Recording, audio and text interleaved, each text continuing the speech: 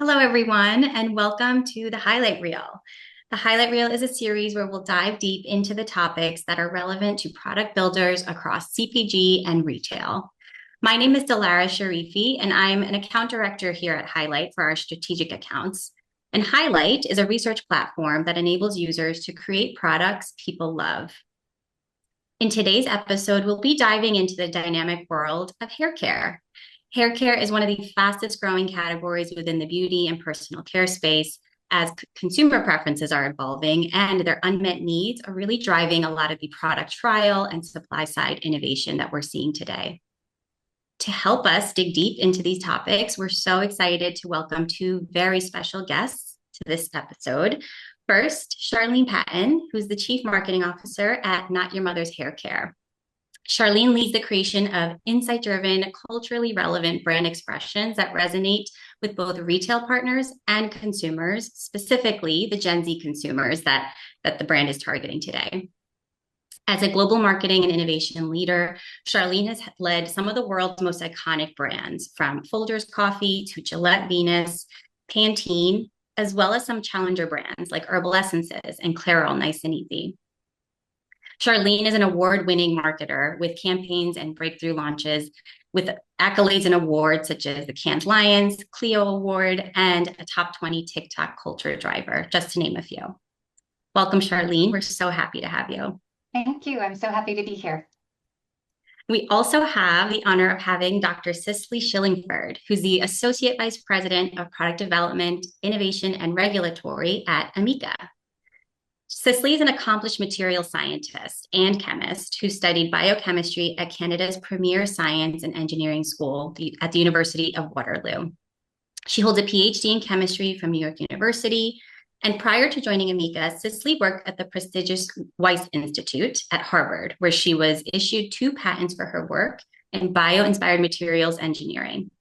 She's authored several scientific publications spanning from structural biochemistry to colloidal materials. And with that work, all of that work led her to the world of cosmetic product development. In a previous role, Cicely also oversaw the product development for another well-known brand, Roe, in the health tech space. Welcome, Cicely. We're so excited to have you here today. Thank you. Really happy to be here.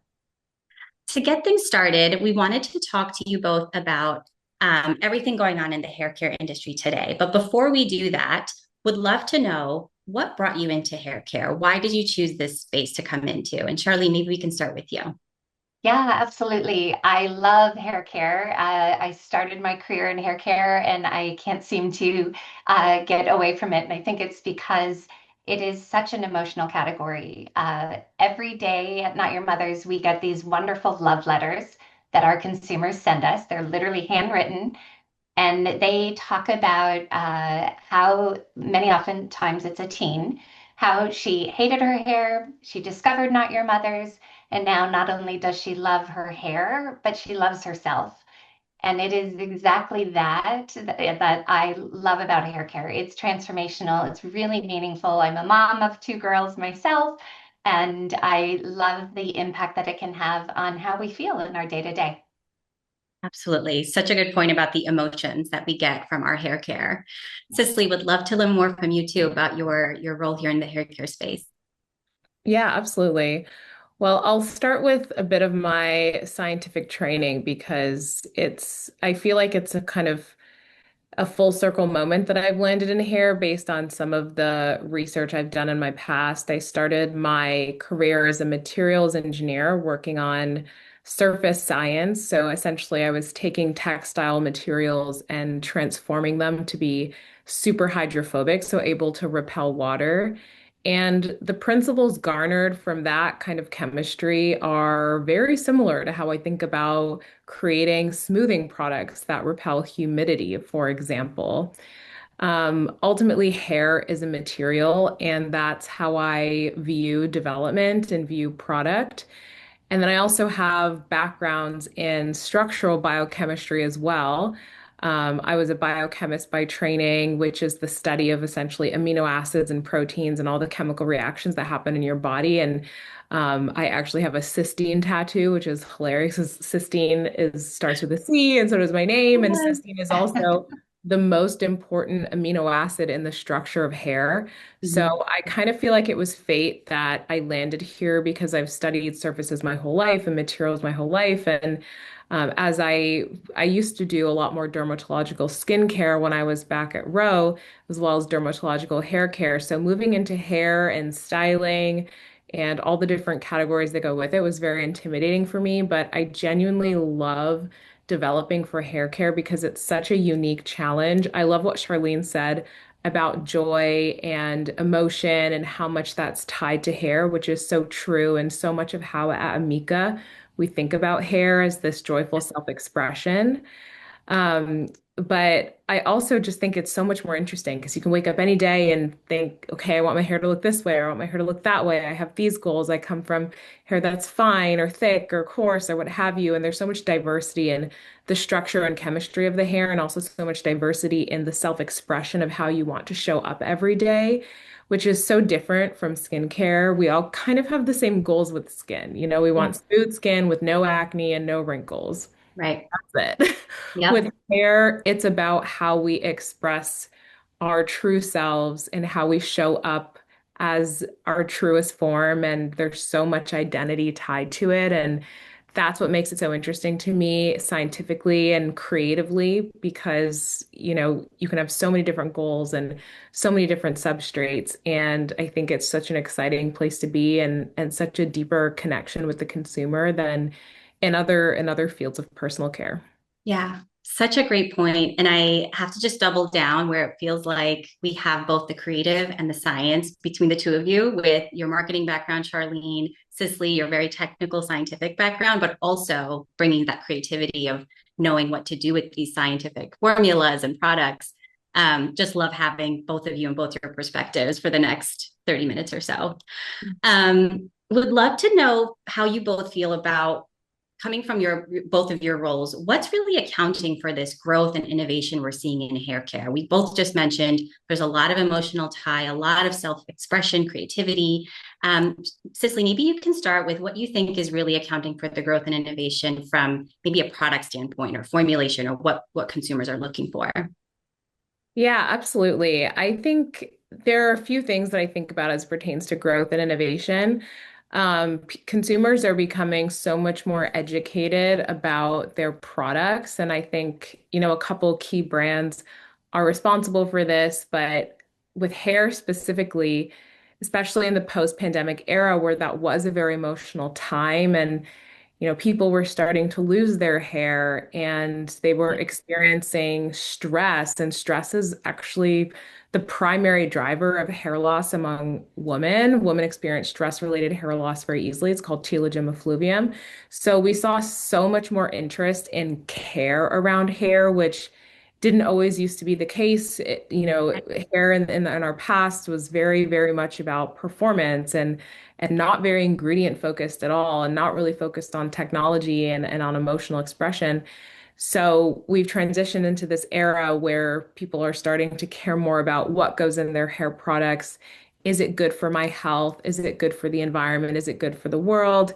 And I love that Amika has always showed up really strongly as a brand in this space as well. We care about efficacy because it creates credibility, and we were born and raised in the salon and born and raised in the professional hair care space. But we also are so focused on joy and inclusivity and being at that perfect interface between nature and science. And that's really our sweet spot. And that's really meeting consumers where they are today, where it used to previously just be a lot about performance. And that still really is the number one purchase driver for a product is consumers wanting it to work well for their hair type. But we're seeing Absolutely. increasingly that consumers are more interested in ingredients, that they're highly educated about skincare ingredients and starting to look for those cues and what they purchase. And because we're a brand that's really focused on that perfect blend of creativity and science, it makes so much sense for me to be where I am and with the brand and with Amika and bringing more of that scientific credibility because that's, what consumers are looking for, products that not only work well for their hair, but that are genuinely, genuinely good for the hair. That's where we've seen a lot of the shift. Yeah. Absolutely. Charlene, I see you nodding along. Would love to know your I thoughts there do, too. yes. Very similar to Cicely. I Yeah. think the growth from a trend standpoint comes from three areas, many of which Cicely spoke to.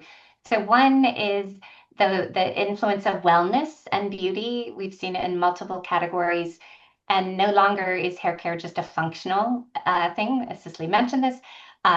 We have seen the importance of fragrance, of emotional benefits, and we've both launched, both Amika and Not Your Mother's products that go in this area. So for us, it's Aura Boost, and it's that moment of sanctuary in your shower when you just like have a cleansing of your soul, not just of your hair. And increasingly, consumers are looking for that and seeking that. So I think the wellness and beauty fusion is definitely one driver of the growth.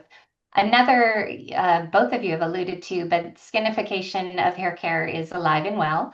Yeah. And how that really, for me, how that manifests is consumers looking for real results, right? It's results first. That's what matters most. That part of that is looking for prevention over repair, and that I think is very much inspired by skincare. And then the last one, which is not a skincare thing, but I think is very much a hair care, is it's fun. And I think, as serious as beauty can be, there's always a counter trend. And Amika beautifully plays into this role. I have mad respect for you and your brand, Cicely.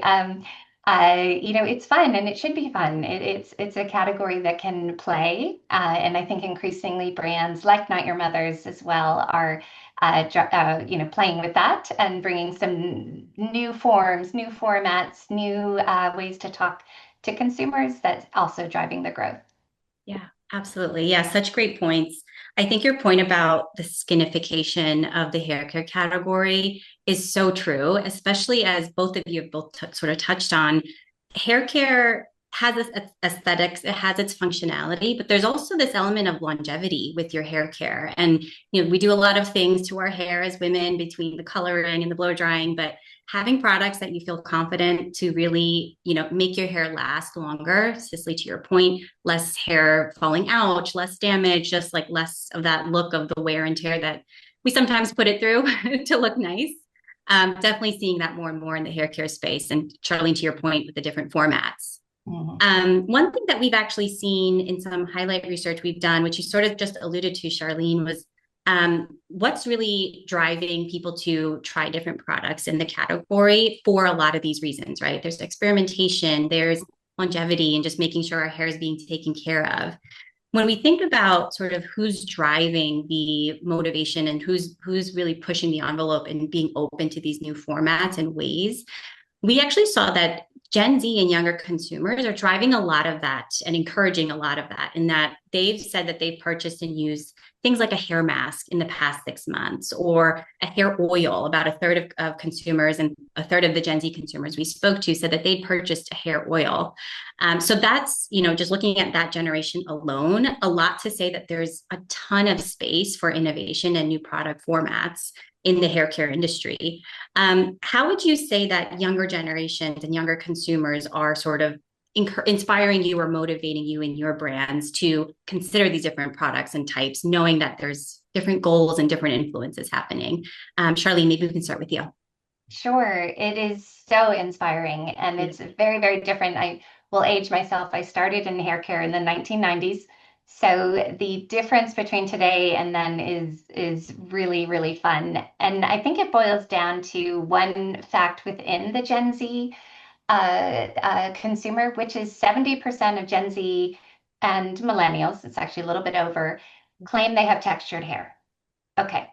So what does that mean? It means a one size fit all approach absolutely does not work. And so there's hypersegmentation now in hair care, number one. Number two, to care for textured hair, you need far more than a shampoo and a conditioner, far, far, far more, right? To really give it great hair, great quality.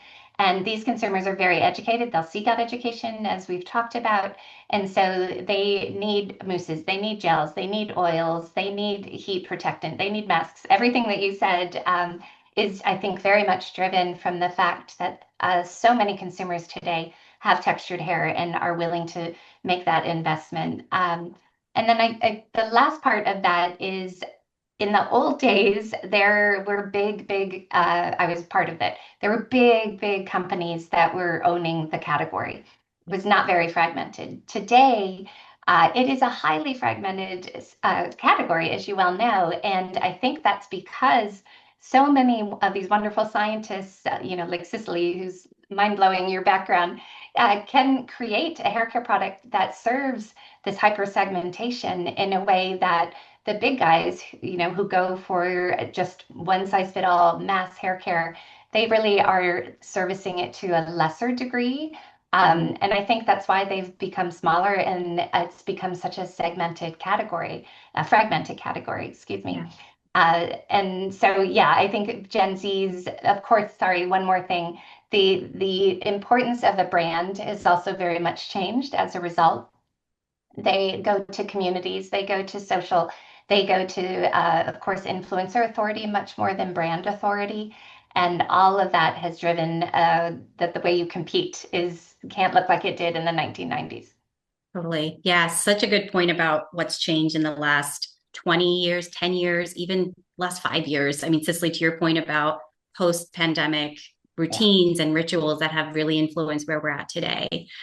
Cicely, would love to know more from you too, how you see the younger generation sort of inspiring or maybe influencing some of the ways that products and brands can show up today. Yeah, absolutely. And I love the insight from Charlene about how many consumers are identifying as having textured hair. I wonder what that statistic would have looked like 10 or 20 years ago, probably with the same general demographic of people, but Right. assigning that as part of your identity in the era of hair straightening and Yeah. all that, it just might have looked a little bit differently. I definitely know I have tons of friends that are in their mid to late 30s, and like, oh, all of a sudden my hair is wavy and curly, and I like didn't notice it. Like, it probably was always like Exactly. that. You just Yes, we're were just embracing it now. styling it so much that it was so damaged you couldn't tell. So, Right.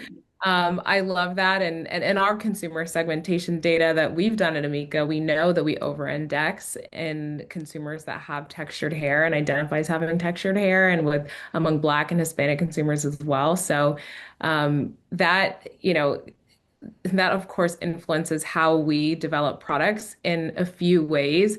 You mentioned looking at different formats and textures and things like this. That's something that is really important to us as a brand, is we call it breaking the mold. Brooklyn born and raised, a little bit grungy. We're always looking for interesting formats and textures, and we're very playful and very colorful in how we show up. You see it in our branding and in our expression of the brand. We have this big bold pattern, and Amiko is one of the first companies to put patterns on hair tools. That's how the brand started almost 20 years ago, of doing things really, really differently and being industry outsiders. And I think that really right now just really resonates with the Gen Z consumer in a really meaningful way. So Totally. it's so great to see that, identity that they have, something that's always kind of been intrinsic to how Amika shows up as a brand.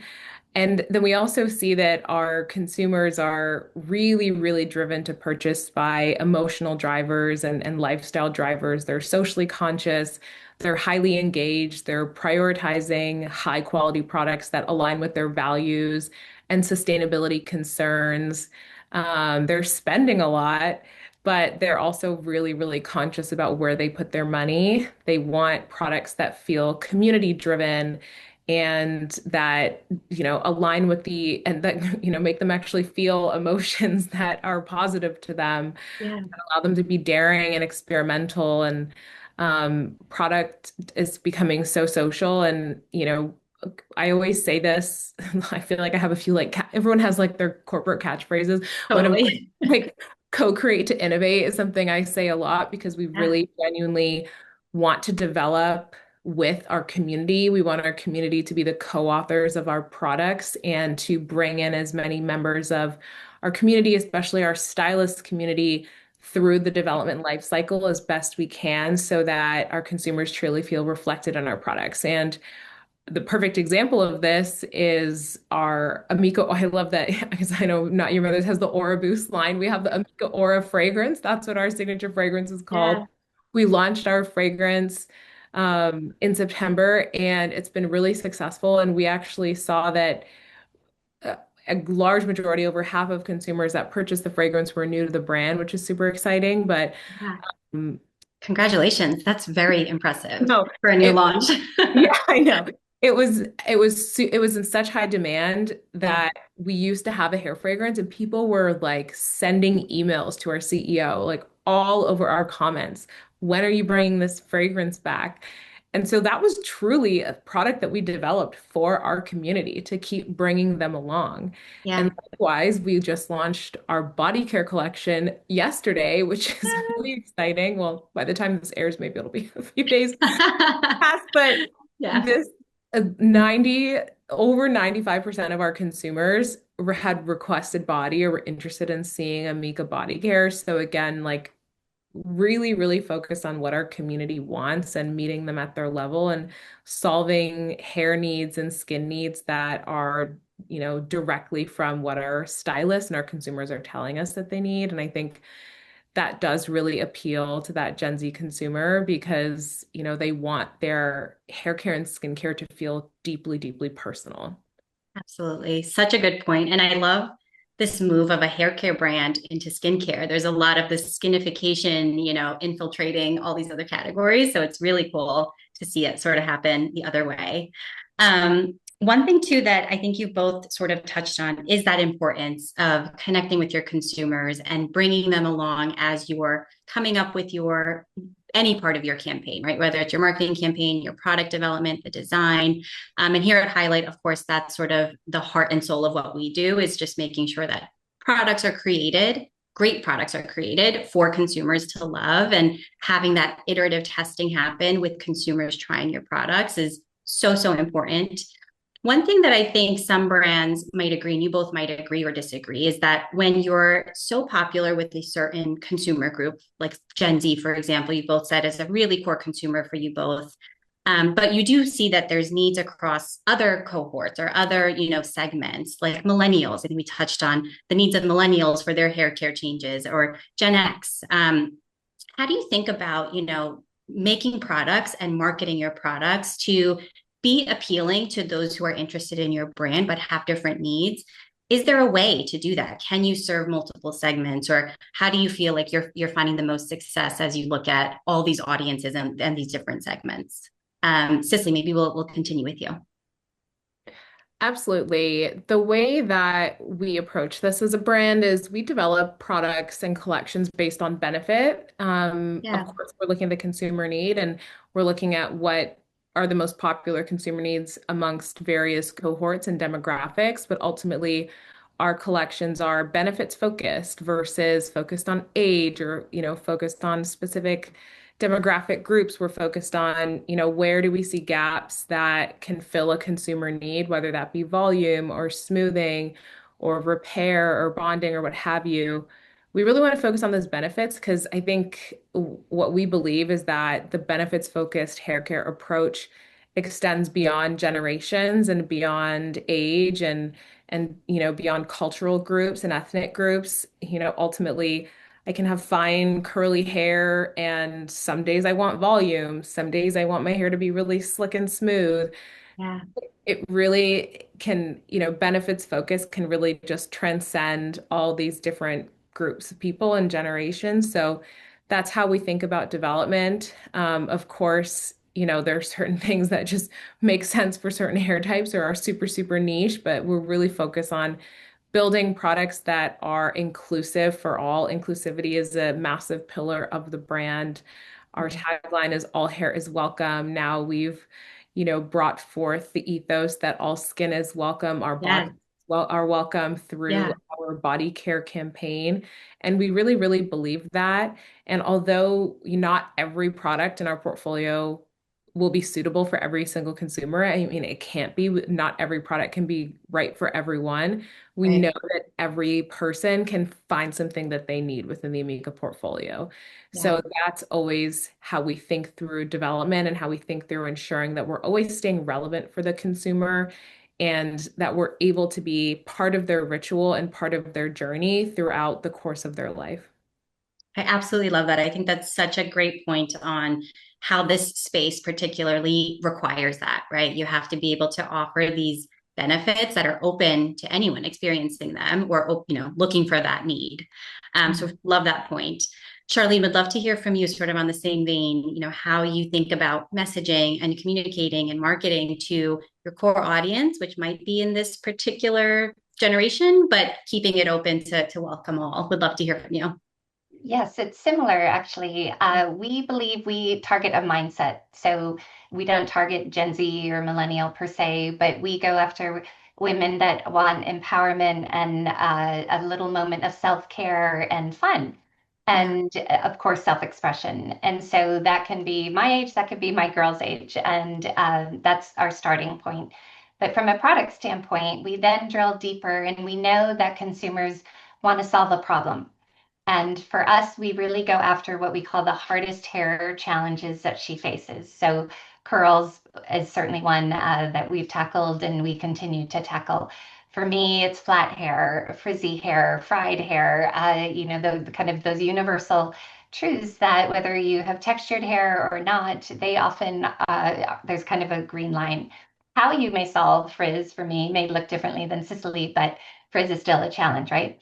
So from those hard hair challenges, then we go after the products and the routines that can deliver a solution that she feels really comfortable with doing on her terms and in her way. Because we don't have the benefit of salons, we don't have the benefit of stylists. So we really try to focus on simplicity as well as a core pillar, in addition to the inclusiveness that Amika also goes after. Yeah, such a good point. Cicely, would you have anything to add there? It looked like you were leaning in. I mean, I'm soaking it all up. I love that we have similar philosophies around development, and it seems like we have very similar consumers, which I think is beautiful. And I mean, ultimately, we want everybody to feel seen and to find themselves in our products in some way, shape, or form. And that, it funnels through our development, it funnels through our marketing, but also in how we choose ingredients for products as Right. well. Right. Um, we are a B Corp certified brand, which I'm really, really proud of. We have an amazing corporate social responsibility, or I always ESG, environmental Yeah. social governance. That's the team, led by my incredible colleague Jamie. And something that's I'm really proud of is that we onboarded a regenerative agriculture company called Forested when we Yeah. launched the body butter that we launched this week. Wow. And Forested facilitates the entry of small holder farms and small farming communities from East Africa, and they've enabled them to get their shea butter into the US supply chain for cosmetic use. They also have a food related company, which is where they started, where they have other food ingredients. So we worked with them to bring their shea butter into our body butter and source from a regenerative source, which they have all these initiatives that are focused on properly caring for the soil and composting and ensuring that it's going to be healthy for multiple generations, enriching the communities that are engaged with these farming practices and ensuring that workers are well paid.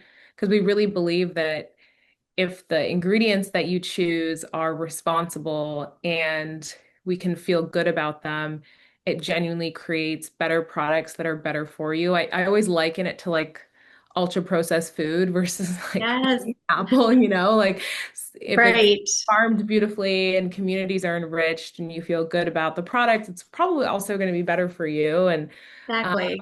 so we really believe in weaving the inclusivity and responsibility through from the ingredients and how we research and source all the way through to the finished product and how it comes to life in our go-to-market.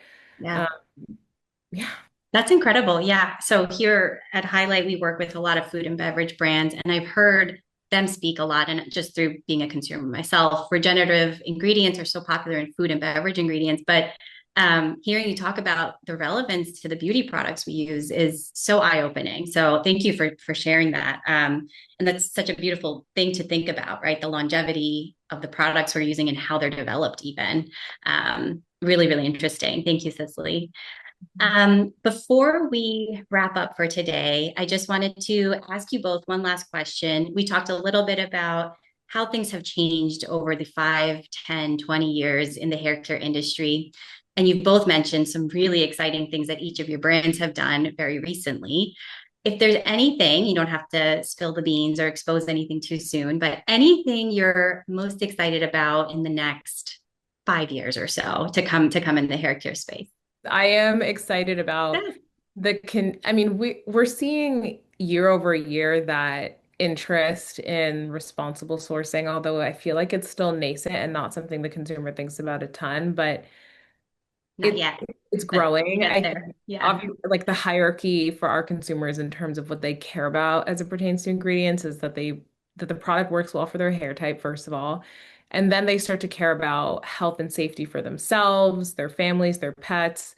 And then they start to care about the environment. They care about cruelty free a lot. We're Yeah. seeing a vegan reversal, it's not that important to the consumer anymore. And then Right. we start to get into like the B Corp and the responsible sourcing and things like that. And I'd love to see that awareness continue to grow in terms of how important responsible sourcing and ethical sourcing is Yeah. for the world. I mean, obviously, like on a personal level, separated from the brand. Like, I'm very conscious about where I shop. I'm like a farmer's market girly. Yeah. I'm always there Love talking that. to vendors, Yeah. learning about where things come from and paying attention to labels and stuff like that, truly from a responsibility standpoint, because I really believe the more we enrich the local communities that we're a part of, the better world we live in.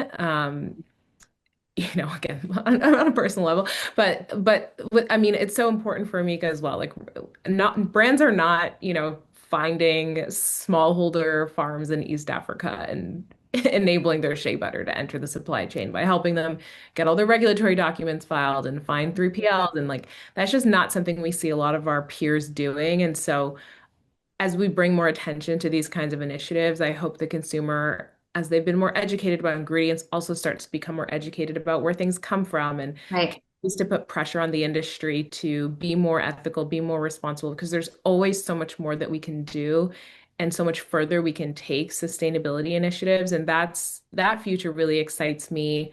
Yeah. Bio-based ingredients and, continuing to look at clean ingredient. We've been a clean brand for a super long time, but continuing to define what that means for us and how that relates to human health and safety and the longevity of the earth. That's what gets me really excited. And I'm really proud to be with a brand that invests and puts our money where their mouth is as it pertains to responsibility and ethical sourcing. Yeah. You've excited me about it. That's such a great point to make. Charlene would love to hear from you too. Yeah, I agree with everything Cicely said for sure. In the next 5 years, I'm also really excited about AI and how that's going to evolve the way we connect and educate our consumers, or they educate us, frankly. Highlight is a great tool as one example, but there are many that are evolving. Where will communities come from in a world of GEO and not just SEO? And how will brands connect with them, I think is really, really fascinating. Building off of the environmental aspect, waterless is certainly an area that is slowly starting to emerge and is very exciting in hair care and in beauty overall. And then, just the continued ingredient evolution. Peptides right now are incredibly powerful, incredibly hot, and certainly born out of skincare and healthcare, and continuing to see where that goes and how that blend of wellness and beauty happens. That's not going away in my view. I think that's here to stay and really exciting to watch. Yeah. Awesome. Such great points about all the things from product to meeting people where they are to technologies, just making things better and better. Thank you, Charlene. Sadly, we are just about out of time, but I know we've talked about so many things in this 30-minute span, and I'm walking away with learning so much. I hope you both feel the same way, just having this intimate conversation together. We're really excited, speaking on behalf of everyone, to see what else is to come from Amika and Not Your Mothers. So excited to see what's next. For our viewers, you can follow these brands, notyourmothers.com and loveamika.com. You can get a full readout of the highlight research that we've referenced here in the hair care category at letshighlight.com. And Cicely, Charlene, just thank you both again so much for joining us. Thank you everyone for watching, and we'll see you all at the next highlight reel.